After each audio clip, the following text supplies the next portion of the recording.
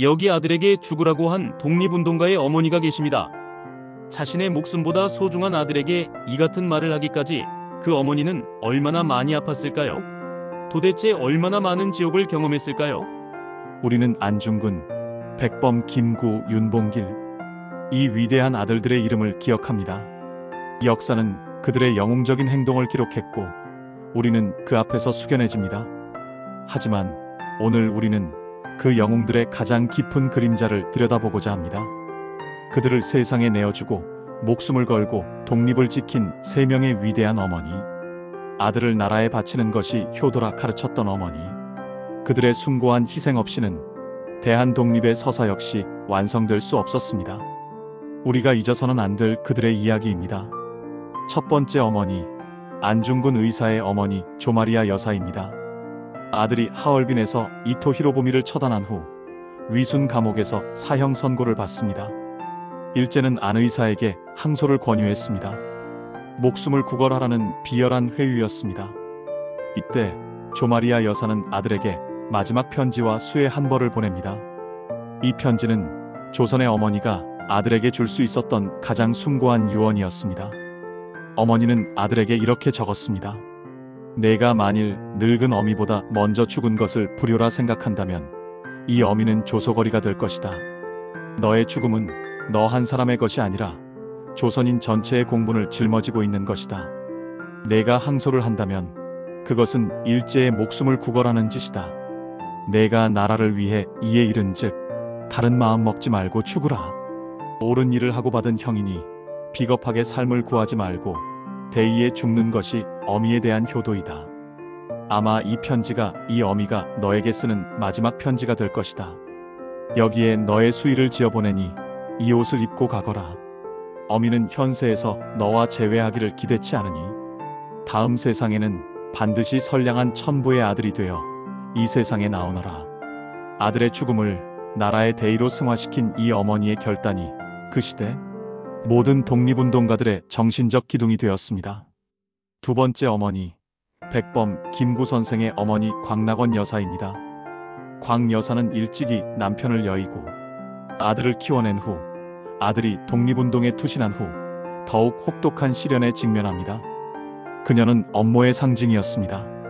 아들이 상하이 임시정부에 합류했을 때 광 여사 역시 고난의 망명길에 올랐습니다. 당시 상하이 임시정부의 살림은 참담함 그 자체였습니다. 독립운동가들은 극심한 가난에 시달렸고 당장의 식사조차 해결하지 못해 절망하는 이들이 많았습니다. 이때 광낙원 여사는 임시정부의 정신적 지주이자 실질적인 살림꾼 역할을 도맡았습니다. 그녀는 허드레실과 고된 빨래, 바느질 등 상리를 하여 임시정부 요인들의 식사를 책임졌습니다. 백범이 독립운동에 전념할 수 있도록 뒤를 지킨 것입니다. 실로 독립운동은 거창한 전투에서만 이루어진 것이 아니었습니다. 광낙원 여사의 손으로 지은 밥 한 끼, 땀으로 기운 옷 한 벌이야말로 절박했던 임시정부를 지탱하는 힘이었습니다. 광 여사는 아들 백범뿐 아니라 임시정부 요인 모두의 어머니였습니다. 그녀의 숭고한 헌신이야말로 임시정부가 붕괴하지 않도록 지탱한 정신적, 물질적 기둥이었습니다. 세 번째 어머니, 윤봉길 의사의 어머니 김원상 여사입니다. 김 여사는 아들이 위대한 투사가 되기 전부터 그를 위해 모든 것을 바친 지혜로운 교육자였습니다. 아들 봉길이 말을 더듬어 글 읽기를 힘들어하자 바쁜 농사일도 멈추고 글방 앞에 숨어 아들의 약점을 확인했습니다. 그녀는 아들의 재능을 믿고 포기하지 않았으며 매화처럼 맑고 깨끗하게 살라는 뜻이 담긴 매헌이라는 호에서 보듯 아들에게 대의와 정신을 심어주었습니다.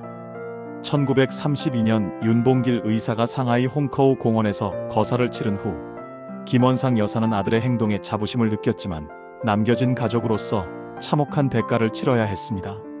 일제 경찰이 김원상 여사의 집으로 들이닥쳤을 때 어머니는 오히려 그들을 향해 서슬 퍼런 호통을 쳤습니다. 봉길은 대한남아로서 할 일을 했다. 내가 그렇게 키웠으니 차라리 나를 죽여라.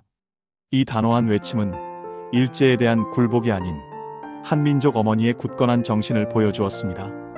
그 이후 어머니는 아들이 이룬 숭고한 희생의 무게뿐 아니라 그 이후에 닥친 가족 전체의 몰락과 고통을 홀로 감당해야 했습니다. 그녀의 굳건한 모성애와 침묵 속에 희생이 없었다면 윤봉길 의사의 거사 정신은 후대에 온전히 전해질 수 없었을 것입니다. 이세 어머니에게는 아들을 잃은 슬픔 외에 공통된 점이 있었습니다. 그것은 가족의 몰락과 끝없는 고난이었습니다. 이들은 아들의 영광 뒤에 숨어 남편과 남은 자녀들의 생계, 독립운동가 가족이라는 낙인, 그리고 일제의 감시 속에서 평생을 버텨야 했습니다. 그녀들의 헌신은 종종 누구의 어머니라는 이름 뒤에 가려져 정당한 평가를 받지 못했습니다. 하지만 조마리아 여사가 2008년 건국 훈장 애족장을 받은 것처럼 국가는 결국 그들의 숭고한 공로를 인정했습니다. 아들에게 대의를 가르치고 그 대의를 위해 자신의 모든 것을 바치는 어머니의 희생. 대의에 죽는 것이 어미에 대한 효도이다. 이 단순한 문장 속에 담긴 어머니의 고통과 결단은 시대를 넘어 우리에게 가장 뜨거운 애국심을 가르칩니다. 오늘 우리가 이세 어머니의 이름을 영웅의 어머니를 넘어 독립운동가 광락원, 조마리아, 김원상으로 기억해야 하는 이유가 바로 여기에 있습니다. 그들의 희생이 헛되지 않도록 우리는 이들의 이야기를 잊지 말아야 합니다.